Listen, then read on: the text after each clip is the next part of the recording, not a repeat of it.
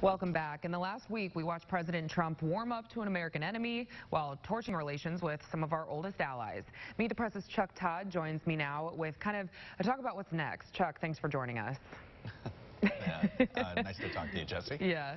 So it's hard to forget about Trump's whole fire and fury rhetoric 6 months ago, but it seems like he has, since he's now talking peace and denuclearization. So moving forward, what all has to happen in these coming months to make the North Korea summit kind of a breakthrough moment for American diplomacy?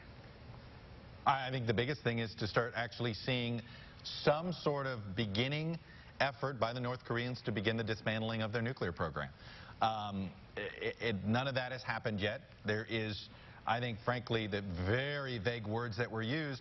We don't know what complete denuclearization means to Kim Jong-un. In many ways, there's always been a disagreement over what that means.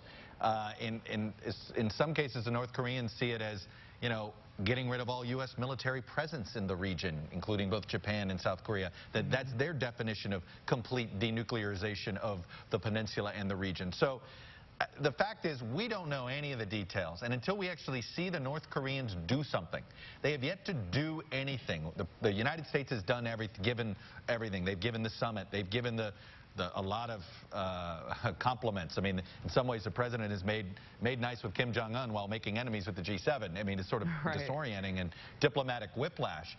The United States has given Kim Jong-un a lot. Let's see what he gives. And I think that's going to be the measure of whether this summit was a success or not. All right, so ball's kind of in their court. Speaking of the G7, Trump, didn't cozy up with Canada and France, rather kind of called them out for treating the U.S. unfairly when it comes to trade. How do you expect this exchange to kind of affect trade moving forward, or should we be worried here?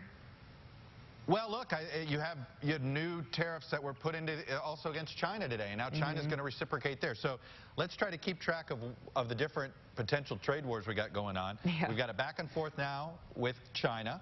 We have a back and forth now with both Canada and Mexico. Mexico has slapped retaliatory tariffs on pork products. Canada has slapped retaliatory tariffs on some things in response to the issues of steel and aluminum.